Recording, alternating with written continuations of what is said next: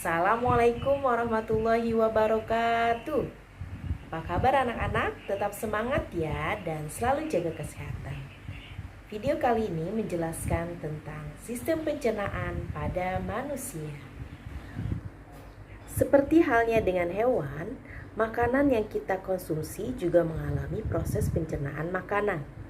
Pencernaan makanan merupakan proses mengubah makanan dari ukuran besar menjadi ukuran yang lebih kecil dan halus, serta memecah molekul makanan yang kompleks menjadi molekul yang sederhana dengan menggunakan enzim dan organ-organ pencernaan.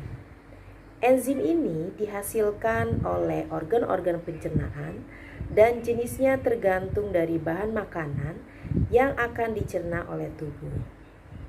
Zat makanan yang dicerna akan diserap oleh tubuh dalam bentuk yang lebih sederhana. Proses pencernaan makanan pada tubuh manusia dapat dibedakan menjadi dua, yaitu pencernaan makanan secara mekanik. Proses pencernaan makanan secara mekanik yaitu proses mengubah makanan menjadi kecil dan lembut.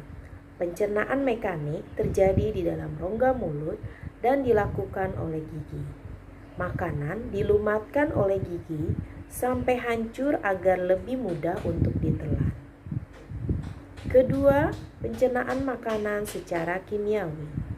Pencernaan makanan secara kimiawi terjadi di dalam rongga mulut, lambung, dan usus. Pencernaan kimiawi dilakukan oleh enzim. Enzim adalah zat kimia yang dihasilkan oleh tubuh yang berfungsi menguraikan makanan menjadi sari makanan yang mudah diserap dalam tubuh. Organ pencernaan manusia. Di dalam rongga mulut, makanan mengalami proses pencernaan makanan secara mekanik dan kimiawi. Proses pencernaan mekanik dilakukan oleh gigi dan lidah, sedangkan proses pencernaan kimiawi dilakukan oleh enzim yang dihasilkan dari air liur. Kedua, kerongkongan.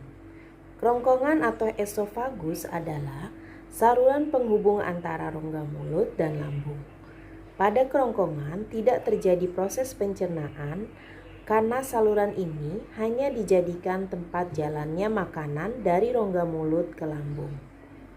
Di dalam kerongkongan terjadi gerakan peristaltik, yaitu gerakan mengembang dan mengempis yang dilakukan oleh otot untuk mendorong makanan menuju ke lambung.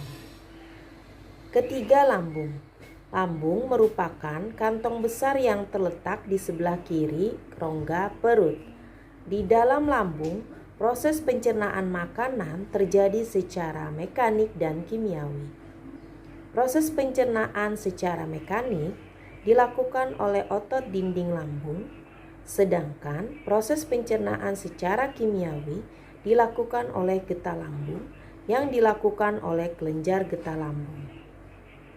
Enzim yang dihasilkan oleh getah lambung yaitu pepsin, renin, dan asam klorida.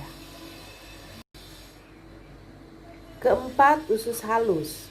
Usus halus merupakan tempat terjadinya penyerapan sari-sari makanan. Usus halus terdiri dari 3 jenis, yaitu usus 12 jari, usus kosong, dan usus penyerap. Pada usus 12 jari bermuara saluran getah pankreas dan saluran empedu.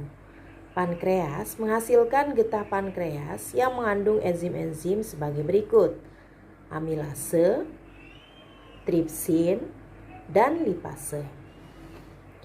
Kelima, usus besar. Makanan yang tidak dicerna di usus halus, misalnya selulosa, bersama dengan lendir akan menuju ke usus besar menjadi feses. Di dalam usus besar terdapat bakteri Escherichia coli. Bakteri ini membantu dalam proses pembusukan sisa makanan menjadi feses. Selain membusukkan sisa makanan, bakteri E. coli juga menghasilkan vitamin K. Vitamin K berperan penting dalam proses pembekuan darah. Keenam, anus. Anus merupakan lubang tempat pembuangan feses dari tubuh. Sebelum dibuang lewat anus, feses ditampung terlebih dahulu pada bagian rektum. Apabila feses sudah siap dibuang, maka otot sphincter rektum mengatur pembukaan dan penutupan anus. Otot sphincter yang menyusun rektum ada dua, otot polos dan otot lurik. Jadi, proses devakuasi atau buang air besar dilakukan dengan sadar, yaitu dengan adanya kontraksi otot dinding perut yang diikuti dengan mengendurnya otot sphincter anus dan kontraksi kolon serta rektum. Akibatnya, feses dapat terdorong keluar anus. Itu tadi video mengenai sistem pencernaan pada manusia. Akan ada selanjutnya video mengenai cara merawat sistem pencernaan pada manusia. Terima kasih. Wassalamualaikum warahmatullahi wabarakatuh.